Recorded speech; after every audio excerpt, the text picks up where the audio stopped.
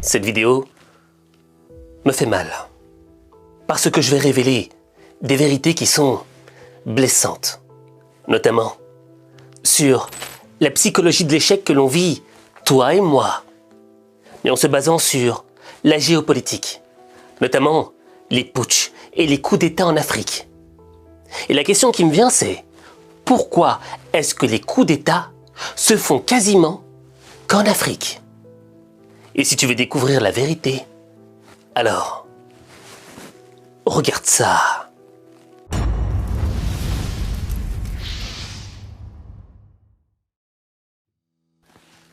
Il n'y a pas longtemps, j'ai vu qu'il y avait eu un coup d'État au Bénin.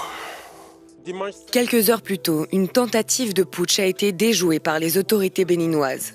Un groupe de 8 militaires armés apparaît à la télévision nationale, annonce prendre le pouvoir et accuse le président de bafouer les libertés fondamentales dans le pays. Selon des sources sécuritaires, une douzaine de militaires ont depuis été arrêtés.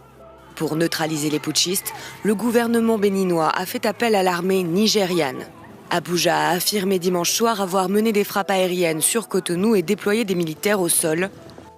Quand j'ai vu ce coup d'État, je me suis rappelé tous les précédents coups d'État qui ont aussi eu lieu en Afrique. Et là, je me suis posé une question. Pourquoi c'est presque toujours en Afrique?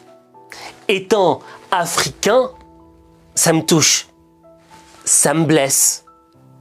Parce que quand je compare aux autres pays, il n'y a pas autant de coups d'État. T'as l'impression que les institutions sont un peu plus solides. Mais attention, tu vois, entre les années 60 et 80 en Amérique du Sud, il y avait plein de coups d'État. Il y a quelques années aussi au Pakistan, Thaïlande, etc., il y a eu des coups d'État. Mais là, récemment, dans les années 2000, j'ai l'impression que ça se passe qu'en Afrique. Et lorsque les médias nous parlent de ces coups d'État, on a l'impression qu'en réalité, l'Afrique, c'est un pays, enfin un continent totalement instable. Un continent sans potentiel, où l'on ne peut rien faire, où l'Africain, dans le fond,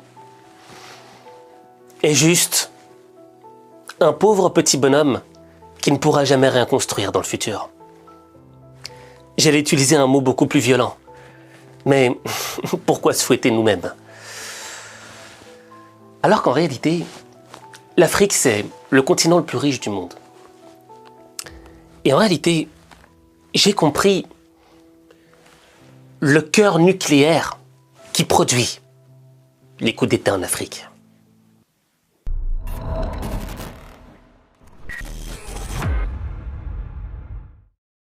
Pour comprendre le cœur nucléaire de ce qui se passe en Afrique, de ces coups d'État, je te propose qu'on aille vers des pays où on ne penserait pas qu'il pourrait y avoir un coup d'État. La France, les États-Unis, tous ces pays occidentaux. Pourquoi? Au fait, dans ces pays-là, on a ce qu'on appelle une institution forte. L'institution, c'est le pilier du pays. Et cette institution, c'est un peu un système. Le système qui contient l'administration, la justice, la constitution, les services de renseignement, l'armée, etc. Tu vois? Et l'institution tient tous ces différents pouvoirs entre ses mains. Et celle qui dirige ces différents pouvoirs, c'est l'autorité politique. Maintenant, en Afrique, tu vois, l'État est aussi constitué de ces différentes formes de pouvoir. Sauf que, à la différence des pays occidentaux, en Afrique, ces institutions sont faibles. La justice, l'administration, etc., les services de renseignement. Et l'autorité politique fait face à un pouvoir qui est plus fort que lui, celui de l'armée. L'armée en Afrique, c'est un pouvoir qui est institutionnalisé, hiérarchisé, qui est organisé. Et en plus, ils ont la puissance de feu. Donc, lorsqu'ils se retrouvent face à une autorité politique qui est faible, ils ont tendance à vouloir la manger, à prendre le pouvoir. Et en fait, prendre le pouvoir, c'est quoi?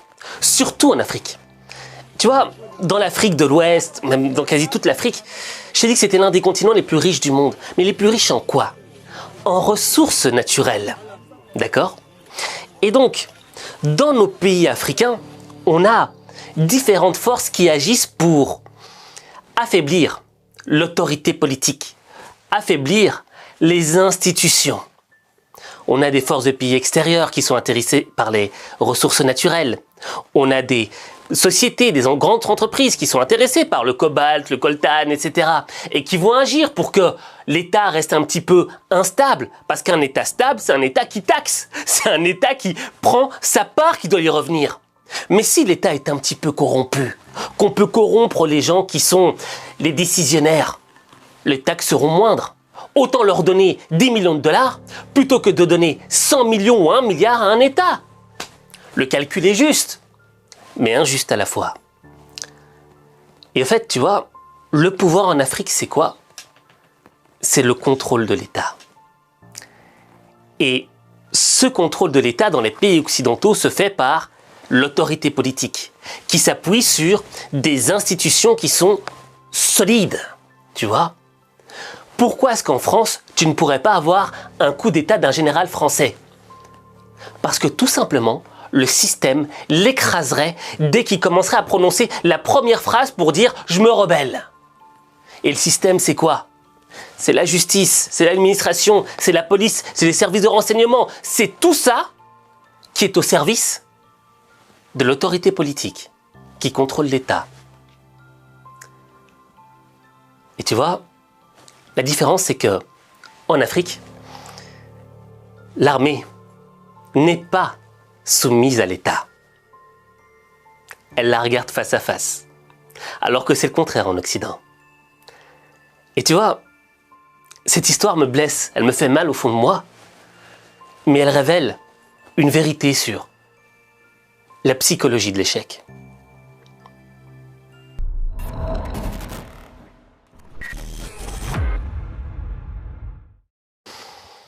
Tu vois, quand j'ai compris cette équation peut me faire abandonner, peut me faire douter de moi. Et dans le fond, toutes ces émotions négatives additionnées les unes aux autres. Autre point important de comparaison.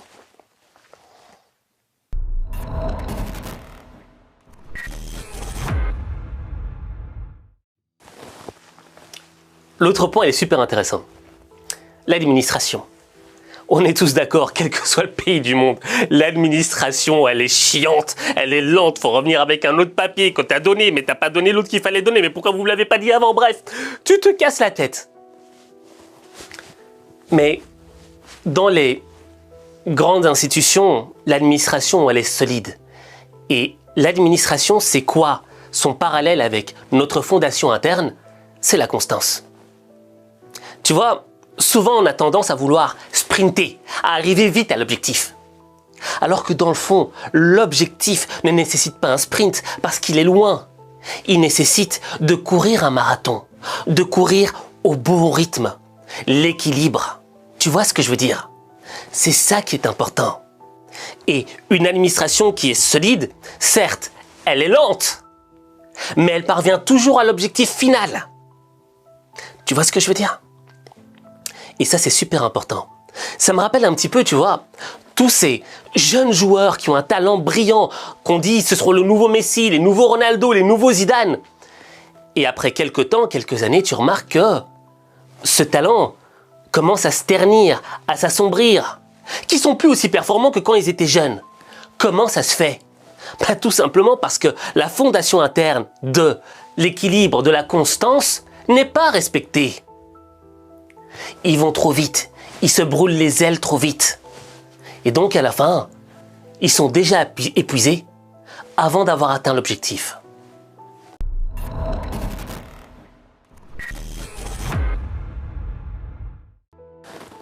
Et maintenant le dernier élément qui est le plus important et qui explique notre psychologie de l'échec, tu vois. Quand t'as pas la discipline, quand t'as pas la constance, il y a de quoi échouer. Tu vois ce que je veux dire? Il y a de quoi être instable. Il y a de quoi à ce qu'un général rebelle qui t'habite à l'intérieur, qui soit une critique, qui soit quelqu'un dans ta vie, puisse te déstabiliser facilement. et te faire abandonner tes projets facilement. Alors, quelle est l'autre fondation intérieure que tu dois avoir? Tu vois, moi, il y a un truc qui me marque dans les pays. C'est la justice. Tu vois, un pays corrompu, c'est souvent un pays où la justice fonctionne à deux vitesses. Elle est dure avec les pauvres, mais elle est raisonnable avec les riches et les puissants. Et ça, c'est dans tous les pays, hein, même en France ou aux États-Unis. Mais dans les pays instables, elle est beaucoup trop indulgente. Elle est beaucoup trop injuste. Tandis que dans les autres pays, elle est injuste, mais elle l'est un peu moins. Tu vois ce que je veux dire? Et la différence, c'est quoi? C'est que la justice, au fait, c'est elle l'autorité qui donne la légitimité. C'est elle qui dit « tu as raison, tu as tort ». Et dans le fond, dans nos fondations internes, c'est quoi qui nous autorise d'être légitimes? C'est quoi qui nous autorise à dire « vas-y, ce projet, tu peux le faire, tu as les capacités ». C'est la confiance en soi. Et beaucoup d'entre nous, nous manquons de confiance en nous. Moi le premier. Moi le premier, le manque de confiance en moi dans certains domaines, pas tous, mais dans certains domaines, m'a fait stagner dans ma vie, m'a fait reculer. J'ai eu peur de prendre des risques. J'ai eu peur d'oser, alors que j'avais le potentiel, alors que je savais que j'avais tout ce qu'il fallait pour le faire, j'avais toutes les armes. Mais je ne l'ai pas fait.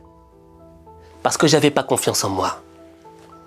Parce qu'il y avait une petite voix qui était venue à mon oreille et qui me disait, tel un serpent, tu n'y arriveras pas. C'est trop dur pour toi.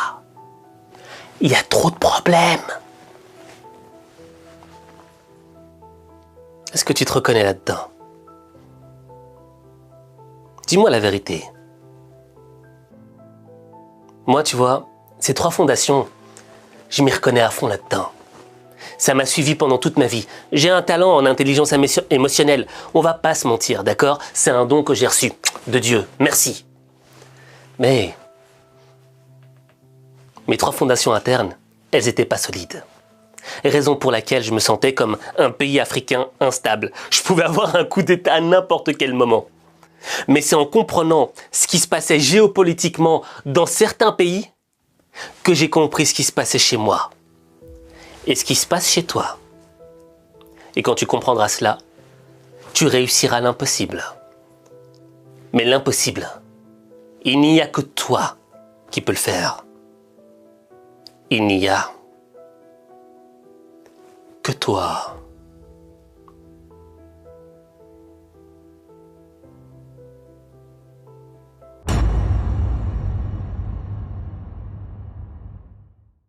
Beaucoup d'émotions, hein.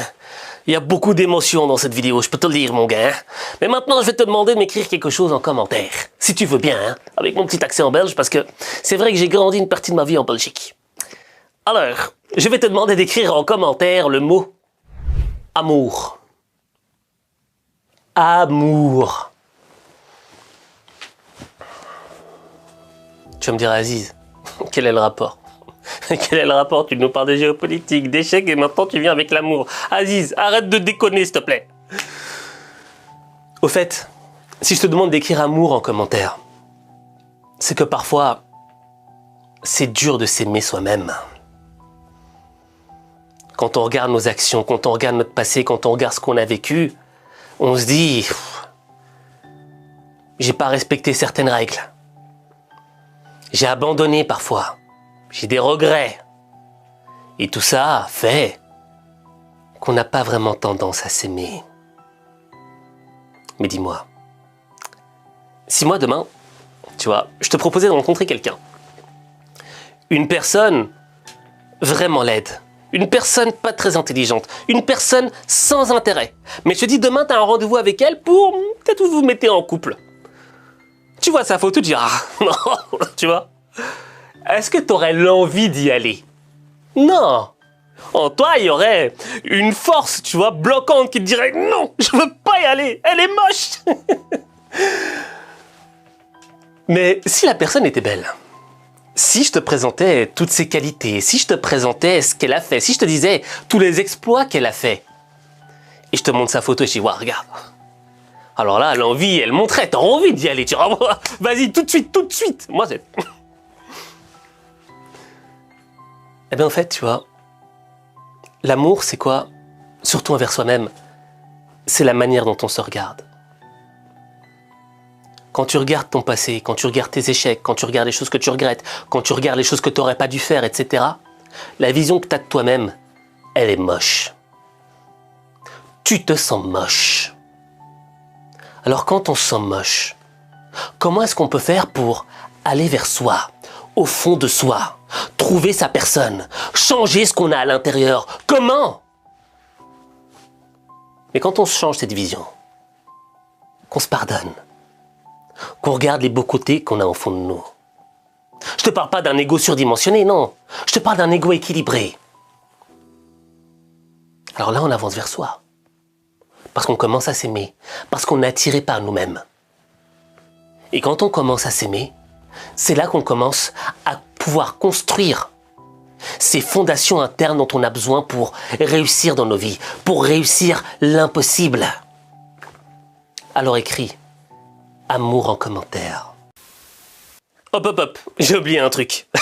T'as écrit amour et je te remercie. Tu vois ce genre de vidéo-là? C'est le genre de vidéo qui réveille les consciences, tu vois, qui te remotive. Ah ben, j'ai écrit la même chose, mais en newsletter. En newsletter, une newsletter qui s'appelle H5 Motivation Plus. J'ai pas fait compliqué. J'ai rajouté un plus à la fin. Et l'idée, c'est quoi? C'est que toutes les 2 semaines, pas toutes les semaines, pas tous les jours, non. 2 fois par mois. Voilà. Une idée simple pour t'aider à aller de l'avant dans ta vie. Une idée qui est présentée de manière courte, mais efficace, impactante. T'as environ entre 3 minutes et 5 minutes de lecture, pas plus. Mais mon objectif, c'est quoi? C'est tout d'abord de t'apporter quelque chose qui va t'aider dans ta vie. Et en même temps, j'ai créé cette newsletter pour me protéger. Au cas où un jour, toutes mes paroles, tu vois, qui sont remplies de vérité, ne dérangent une institution.